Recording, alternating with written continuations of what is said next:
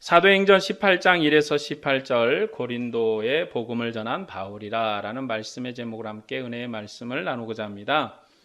사도행전은 부활하신 주님이 확실한 많은 증거로 자기 부활을 나타내시고 그들을 통해서 예루살렘에서부터 땅끝까지 그의 나라를 설립하신 그러한 말씀이에요. 이것이 사도행전 전체의 주제입니다. 사도행전이 말하고 싶어하는 것은 부활하신 주님에 관한 것이고 그리고 그 부활하신 주님의 많은 증거를 예루살렘으로부터 땅끝까지 전파해서 그리스도의 나라, 하나님의 나라를 세우는 것이 목적인 거죠. 사도 바울은 3번의 전도 여행을 했어요. 고린도에 간 것은 2번째 전도 여행 때 갔습니다. 2차 전도 여행의 목표는 고린도에서 복음을 전하는 것이에요. 그래서 1차 때는 그런 적이 없었는데도 2차 때 1년 6개월을 고린도에 머물면서 말씀을 가르쳤습니다. 바울 사도는 고린도 교회 선교를 끝으로 2차 선교 여행을 끝내는 그러한 모습을 볼 수가 있어요. 오늘은 고린도에서 복음을 전한 바울의 사역에 관한 말씀입니다. 먼저 본문 1에서 4절 말씀을 볼까요? 그 후에 바울이 아덴을 떠나 고린도에 이르러 아굴라라 하는 본도에서 난 유대인 한 사람을 만나니 글라우디오가 모든 유대인을 명하여 로마에서 떠나라 한 고로 그가 그 안에 브리스길라와 함께 이달리아로부터 새로 온지라. 바울이 그들에게 가매 생업이 같음으로 함께 살며 일을 하니 그 생업은 천막을 만드는 것이더라. 안식일마다 바울이 회당에서 강론하고 유대인과 헬라인을 권면하니라. 바울 사도가 고린도에서 천막 만드는 일을 하면서 선교를 했어요. 빌립보에서는 누디아라는 사람의 도움을 받아가지고 선교를 했는데 여기 고린도에서는 천막 만드는 일을 하면서 선교를 했습니다. 바울이 고린도에서 일하면서 선교하고 있을 때 아굴라와 브루스길라가 로마로부터 왔어요. 바울은 그들과 함께 일을 했습니다. 이들은 유대인이면서 그리스도인이에요. 그들은 로마에 살았는데 로마에 소동이 나서 황제가 모든 유대인을 로마에서 추방할 때 그들이 고린도로 왔습니다. 이들이 고린도로 온 것은 고린도라는 도시가 번창한 도시였기 때문에 그래요. 아주 화려하고 굉장히 발달된 도시였고 사람도 많았기 때문에 먹고 사는 일을 해결하기 위해서 이 도시로 온 거예요. 그들은 로마를 떠나 번창한 도시인 고린도로 와서 바울과 함께 일하면서 생업을 같이 했습니다. 고린도라는 지역은 교통의 요충 지역이에요. 어떤 교통의 요충 지역이냐면 해상으로 움직이는 바다 뱃길의 요충지입니다. 고린도에는 고린도 해협이라는 것이 있어서 지중해와 에게해로 쉽게 갈 수 있었기 때문에 무역의 중심지였어요. 옛날에는 수레나 사람이 등에다가 짐을 지고 이동을 했는데 그것은 굉장히 시간도 많이 걸리고 힘든 일이에요. 그래서 배로 물건을 많이 옮겼어요. 배로 옮기는 것은 힘도 덜 들고 그리고 대량의 물건을 많이 옮길 수 있었기 때문에 그렇죠. 그런데 이 고린도 지역은 고린도 이 도시는 해상 무역의 중심지였어요. 가까운 지역의 지중해로 나갈 수 있었고 가까운 에게해로 나갈 수 있어서 아주 중요한 위치를 차지했어요. 그래서 부자들이 많았고 그와 더불어 노예들도 많았습니다. 그뿐만 아니라 문화적으로 찬란한 도시였어요. 그래서 브루스길라와 아굴라라는 이 사람들도 고린도로 온 거예요. 사도 바울이 2차 전도 여행의 목적지로 고린도를 택한 것도 사람이 많이 살았기 때문에 그래요. 사도 바울의 2차 여행을 여러 군데를 다녔는데 그는 고린도를 자기의 마지막 목적지로 삼았어요. 그래서 고린도에서 1년 6개월이라는 긴 시간을 머물면서 가르쳤습니다. 바울은 고린도에서 천막 만드는 일을 했어요. 천막을 만들었어요. 바울이 이렇게 천막을 만들 수 있는 것은 유대인들은 어렸을 때부터 율법 교육과 함께 한 가지 이상의 직업 교육을 했어요. 어디든 가서 살아도 직업을 가지고 살 수 있도록 직업 교육을 했어요. 학자라고 할지라도 뭔가를 할 줄 알았어요. 왜냐하면 유대인들은 그 당시 여러 나라로부터 환영을 받지 못했기 때문에 언제든지 그 지역에서 쫓겨날 수 있었어요. 그러면 쫓겨나서 다른 지역에 가서 살 때 아무리 그 사람이 훌륭하고 탁월해도 그곳에 가자마자 그것을 나타낼 수 없기 때문에 직업을 가지고 일을 할 수 있도록 어렸을 때부터 어떤 한 가지 이상의 직업을 가르치고 그 일을 할 수 있도록 그렇게 교육을 했어요. 그래서 바울은 천막을 만드는 일을 할 줄 알았습니다. 수리아 지역, 특별히 이 고린도 지역은 목축이 발달된 지역하고 가까웠기 때문에 고급 천막을 만들 수 있는 재료를 쉽게 구할 수 있었어요. 브리스길라와 아굴라도 천막을 만들었기 때문에 바울과 함께 일을 했습니다. 그리고 바울은 안식일마다 회당에서 복음을 가르치면서 유대인과 헬라인을 권면하기도 했어요. 본문 5절 말씀을 볼까요?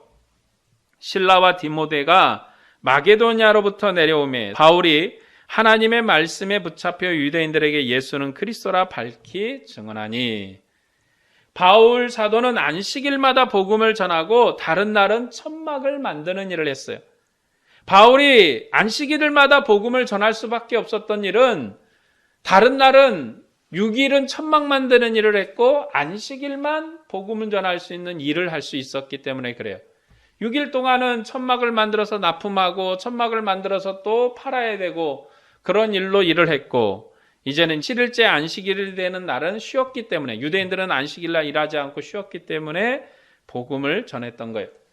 그런데 마게도냐에서, 여기는 마게도냐는 데살로니가 지역인데 거기에서 실라와 디모데가 왔어요.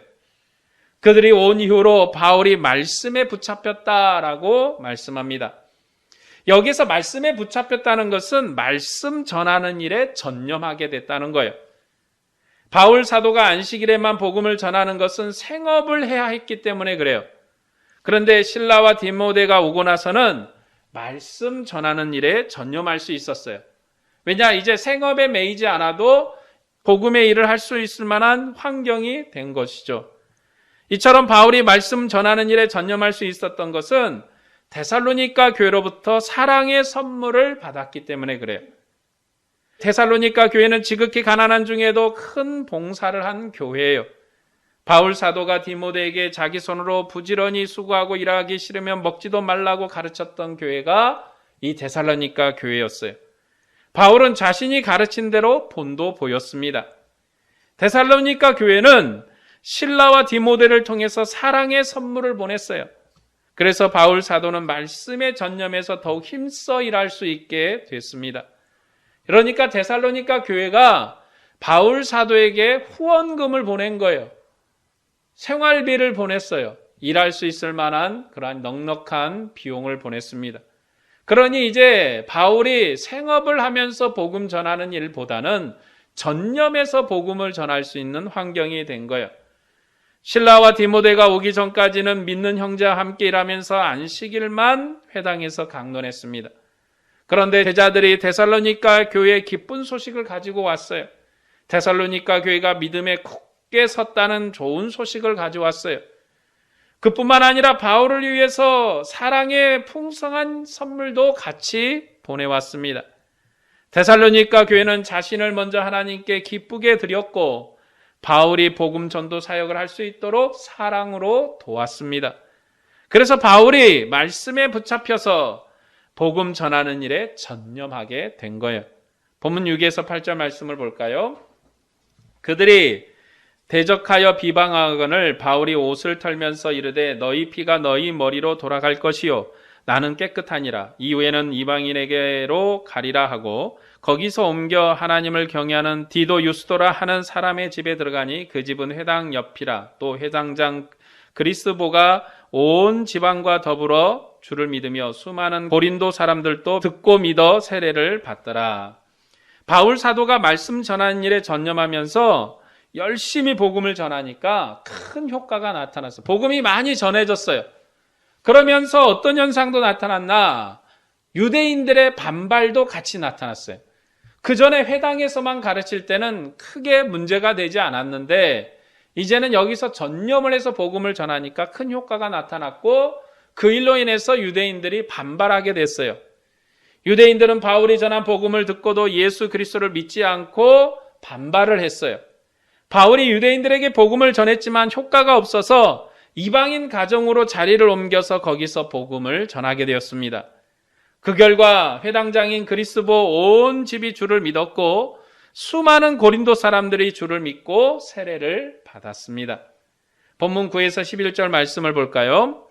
밤에 주께서 환상 가운데 바울에게 말씀하시되 두려워하지 말며 침묵하지 말고 말하라. 내가 너와 함께 있음에 어떤 사람도 너를 대적하여 해롭게 할 자가 없을 것이니 이는 성중에 내 백성이 많음이라 하시더라. 1년 6개월을 머물며 그들 가운데서 하나님의 말씀을 가르치니라. 주께서 환상 중에 바울에게 말씀을 하신 내용이에요. 그런데 이 말씀은 여호수아 1장에 있는 말씀과 아주 비슷합니다. 가나안 땅을 정복하러 갈 때 여호와 하나님께서 여호수아에게 담대하라고 그렇게 말씀하셨어요. 이스라엘 백성이 이집트를 나와서 가나안 땅을 정복하게 되었을 때 하나님은 여호수아에게 강하고 담대하라, 두려워하지 말며 놀라지 말라, 내가 어디로 가든지 내 하나님 여호와가 너와 함께하리라고 그렇게 말씀했어요. 하나님은 여호수아에게 했던 이 말씀을 바울 사도에게 다시금 하십니다. 고린도 지역은 2차 선교의 중심지예요. 고린도를 복음으로 정복하는 것은 온 천하의 복음을 전하는 길이 됩니다. 그래서 성령께서 여호수아에게 말씀하셨던 이 언어로 바울에게 당부하시고 또 위로하십니다. 이 성중에 내 백성이 많다고 대적이 너를 해롭게 못할 것이라고 그렇게 위로하면서 담대히 복음을 전하게 했어요. 이것은 바울을 향한 위로이면서 하나님의 명령이에요. 그렇게 하라는 하나님의 명령이죠.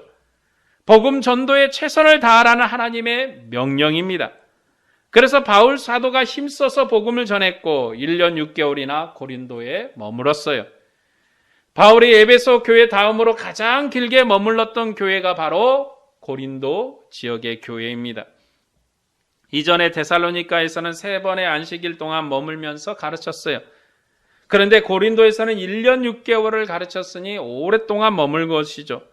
왜냐하면 이 성중에 하나님의 백성이 많기 때문이고 이 성중에 하나님의 이름으로 구원받을 자가 많을 뿐만 아니라 고린도 지역은 지정학적으로 매우 중요한 도시여서 그곳에 확실한 복음의 뿌리를 내리고 열매를 맺게 하기 위해서 수고했던 거예요.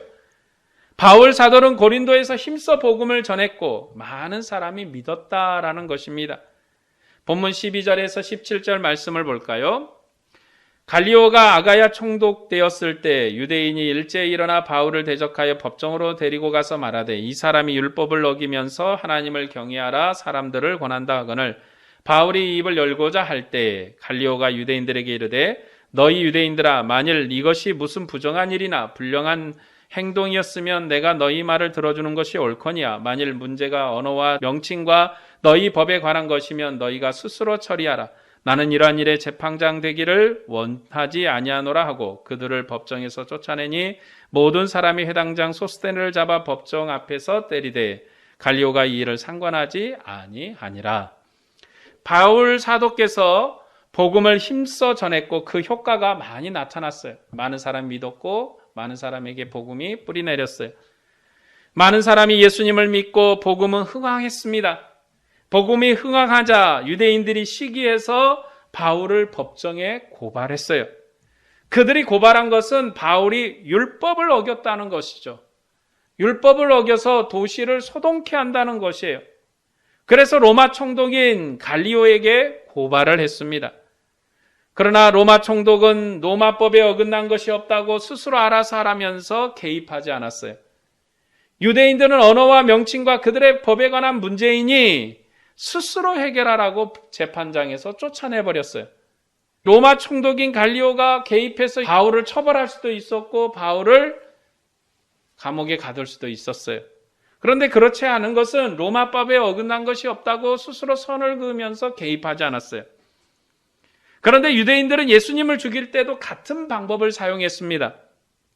그들은 로마 총독인 빌라도를 동원해서 하나님의 아들을 죽였어요. 그때도 뭐라고 얘기했냐면 빌라도에게 고발하기를 예수가 자칭 왕이라고 떠들고 다닌다고 고발을 했어요. 그러나 빌라도가 예수님을 신문해 보니까 처벌할 게 아무것도 없어요. 로마 법으로는 이 예수님을 처벌할 수 있는 게 아무것도 없어요. 그래서 그냥 놓아주려고 했어요. 그런데 유대인들이 크게 소동을 일으키고 질서가 무너지고 곧 반란이 날 것 같아서 그것 때문에 예수님을 죽인 거예요. 예수님을 죽이도록 허락을 했고 그를 십자가에 내준 거예요. 빌라도도 처음에는 예수님을 신문하고 그에게는 로마법으로 죽일 것이 하나도 없다고, 단지 그들의 율법의 문제이고 그들의 언어의 문제이고 그들의 신앙의 문제이니 로마 총독인 빌라도는 개입할 것이 없다고 했던 거예요. 그래서 바울 사도도 같은 방법을 사용해서 그들이 바울을 제거하려고 했습니다. 그런데 이전과는 다르게 로마 총독이 유대인들의 문제에 개입하지 않았습니다. 하나님은 이처럼 자기 종인 바울을 로마 총독을 통해서 보호하셨어요. 바울이 입을 열어서 말을 하려고 했어요. 바울이 입을 열어서 변명하려고 했어요. 바울이 입을 열어서 자신을 변호하려고 했어요. 그런데 이 로마 총독이 개입해서 바울이 말하기도 전에 먼저 이거는 너희들 문제고 너희들 언어에 관한 문제이고 너희들의 율법에 관한 문제이기 때문에 로마 총독인 나는 아무것도 해줄 것이 없으니 그냥 가라고 했던 거예요. 만일 큰 소동만 없다면 로마 총독은 바울을 보호하고 복음의 전도를 로마법으로 간섭하지 않을 것입니다. 바울 사도는 디모데 2장에서 세상 왕들을 위해서 기도하라 가르쳤습니다. 왜냐하면 이 왕들의 통치를 통해서 교회가 경건을 이루고 고요하게 생활하면서 복음을 전할 수 있기 때문에 그래요. 하나님은 환상을 통해서 말씀하신 것처럼 바울을 보호하셨고 복음을 힘써 전할 수 있도록 그렇게 하셨어요. 그래서 로마의 총독인 갈리오의 입을 통해서 그를 보호하신 거예요. 본문 18절 말씀을 볼까요? 바울은 더 여러 날 머물다가 형제들과 작별하고 배 타고 수리아로 떠나갈새 브루스길라와 아글라도 함께 하더라. 바울이 일찍이 서원이 있었으므로 갱그리아에서 머리를 깎았더라. 바울은 여러 날 머물다가 수리아로 갔어요. 그러니까 여러 날 머물렀으니까 여러 날 있었겠죠. 자, 그리고 바울이 고린도를 떠난 것은 핍박 때문이 아니에요. 지금 이 유대인들이 핍박해서 바울이 떠난 게 아니라 지금 바울은 스스로 이 상황을 판단하고 오래 머물지 못하고 간 거예요. 바울이 만일 고린도에 계속 있으면 유대인들이 소동을 일으킬 거예요. 유대인들이 소동을 일으키면 로마 총독이 더 이상 바울을 지켜줄 수가 없어요. 바울만 지켜주고 안 지켜주고의 문제가 아니라 바울을 따르며 바울로 말미암아 세워진 고린도 교회를 지켜줄 수가 없어요. 그리스도인들을 지켜줄 수가 없어요. 바울을 죽이는 것은, 바울을 처벌하는 것은 이 바울로 말미암아 믿음을 가진 모든 그리스도인들을 처벌하는 것이어서 이 바울만 처벌하고 끝날 일이 아니었습니다. 그래서 바울이 고린도를 떠난 거예요. 지금 바울이 유대인들이 자기를 죽이려고 하니까, 자기를 처벌하려고 하니까 뭔가 큰 일이 생길 것 같아서 떠난 것이 아니라 복음을 위해서 그가 거기를 떠난 것입니다. 소동이 일어나지 않으면 세상 권세가 교회를 손대지 않을 것이에요. 그래서 바울이 고린도를 떠난 것입니다. 로마 총독은 교회가 질서를 해치지 않으면 계속 복음을 전할 수 있도록 할 것입니다. 그래서 바울이 고린도를 떠나서 갱그리아로 갔어요. 그리고 그곳에서 머리를 깎았습니다. 유대인들이 머리를 깎는다는 것은 나시린 서원에 관한 거예요. 지금 여기서도 바울이 일찍이 서원한 것이 있었다라고 했거든요. 그러면서 머리를 깎았는데 서원한 것과 머리를 깎는 것은 나시린에 관련된 것이에요. 나시린은 자발적으로 거룩한 서원을 한 사람입니다. 나시린 서원은 제사장처럼 하나님 앞에 자기 몸을 거룩하게 드리는 서원이에요. 몸이 거룩함으로 몸에다 손을 대지 않고 몸에 더러운 것을 대면 안 되는 것이에요. 그래서 술도 먹지 않고 동물의 사체도 만지지 않습니다. 특별히 머리를 깎지 않았는데 그것은 그 몸을 그대로 두는 것이에요. 나시린 서원을 하고 부정한 일을 당하면 다시 머리를 깎고 다시 나시린 서원을 하는 것입니다. 이것이 나시린 서원이고 종교적인 헌신법이에요. 나시린 서원을 한 사람이 서원이 다 마무리가 되면 머리를 깎고 제물과 함께 하나님의 단에 불태워서 드렸습니다. 그런데 바울은 갱그리아에서 머리를 깎았어요. 그곳은 성전이 없는 곳이어서 약식으로 나시린 서원을 마친 것입니다. 사실 바울은 이제 여러 지역을 돌다가 예루살렘으로 다시 돌아갈 거예요. 그러면 좀 더 기다렸다가 1년이나 2년 더 기다렸다가 예루살렘에 돌아가서 거기서 머리를 깎아도 돼요. 그런데도 갱그리아에서 머리를 깎은 것은 고린도 사역이 성공적으로 끝났다는 것을 그가 증명하는 것입니다. 고린도 전도 사역이 성공적으로 끝났기 때문에 자신이 처음에 2차 전도 여행을 시작할 때 고린도 지역에 복음을 전하는 게 목표였고, 고린도 지역에 갔고 그곳에서 복음을 잘 전해서 그곳에 교회가 잘 세워지고 믿는 숫자도 많아지고 주를 따르는 무리도 많기 때문에 자신이 했던 모든 선교 사역이 자신의 서원대로 잘 마무리되어서 갱그리아에서 머리를 깎음으로 고린도 사역이 성공적으로 끝났음을 그렇게 증명하고 있습니다. 바울 사도의 2차 전도 여행의 목적은 고린도에 복음을 전하는 것이었어요. 그래서 1년 6개월이나 고린도에 머물면서 복음을 전했습니다. 그 결과 유대인들이 시기할 만큼 복음이 성공적으로 전해졌고 많은 이방인이 주님을 믿고 세례를 받았어요. 바울의 선교 사역이 마무리되었기 때문에 갱그리아에서 머리를 깎고 나시린 서원을 마무리했습니다. 그리고 바울은 이후에 에베소로 가게 됩니다. 오늘 말씀을 정리하겠습니다. 바울의 고린도 선교는 붙박이 선교라 할 수 있어요. 한 지역에 머물면서 오랫동안 선교한 사역이라 할 수 있어요. 그는 선교주인 고린도에서 직업을 가지고 한참을 머물면서 복음을 전했습니다. 고린도는 이 세상 도시의 표본이라 할 수 있는 도시입니다. 큰 도시고 많은 사람이 살았어요. 그래서 성령께서 바울에게 환상 중에 이 도시에 하나님의 백성이 많다고 담대히 복음을 전하라고 하셨습니다. 그리고 바울은 브리스길라와 아굴라와 협력해서 복음을 전했어요. 그들은 바울 선교 사역의 중요한 동역자였습니다. 그리고 바울이 고린도를 떠날 때 이 부부가 바울과 함께 동행했어요.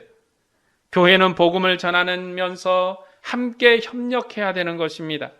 서로 협력할 때 복음을 더욱 힘써 전할 수 있고 주님을 영광스럽게 할 수 있어요. 그래서 브리스길라와 아굴라도 바울과 함께 복음을 전도했고 협력하는 일을 같이 해서 그들이 에베소서에서도 바울에게 큰 도움을 주었습니다. 바울은 실라와 디모데와 함께 일했는데 그들도 바울을 크게 도왔습니다. 그들이 데살로니가 교회에 복음을 바르게 세웠고 그리고 크게 수고했습니다. 데살로니가 교회도 그들의 수고와 바울의 수고에 감사해서 사랑의 선물을 보냈어요. 바울은 데살로니가 교회 선물로 말미암아 말씀을 전하는 일에 전념할 수가 있었습니다. 교회는 그냥 세워지는 것이 아니라 많은 사람의 노력과 협력으로 세워지는 것이에요. 그리고 협력자의 기쁨은 하나님의 복음이 흥황하는 것이며 하나님의 충성스러운 종으로 인정되는 것입니다. 교회는 사도적인 복음을 함께 증거할 수 있도록 나라와 제사장으로 부름을 받았어요. 오늘 우리도 사도의 복음을 믿고 구원을 받은 주님의 백성입니다. 하나님은 천하만국에 복음을 전하게 하셨고 이 교회를 통해서 천하만민이 구원을 얻을 수 있도록 각 지역에 붙박이로 교회를 세우셨습니다. 그래서 이 시대에 세워진 교회는 지역교회예요. 우리 교회도 서울시 강서구 화곡동에서 복음을 전하라는 명을 받고 붙박이로 세워져서 여기에 있는 거예요. 이것이 이 땅에 세워진 교회의 모습입니다. 교회는 복음을 전하는 것이 생명이고 정체성이에요. 교회의 생명과 정체성은 세상에 선한 영향을 미치는 것인데 그 영향력이라는 것이 그리스도의 복음으로 말미암은 영향력이에요. 그러므로 우리는 게으르거나 낙태하여서 하나님의 일을 하지 않으면 하나님의 복음이 흥황할 수가 없는 거예요. 그러면 하나님께서 우리를 게으르다고 낙태한 종이라고 정죄하실 것입니다. 우리가 성실한 일꾼으로 하나님께 칭찬 듣기를 원해요. 우리가 남기지 못하면 게으른 종이 되는 것이에요. 이것이 하나님이 종을 판단하는 방법입니다. 우리는 주님이 주신 것을 남겨야 돼요. 그것이 재능이건 물질이건 능력이건 남기는 삶을 살아야 돼요. 특별히 복음을 위해서 수고하고 남기는 삶을 살아야 하는 것입니다.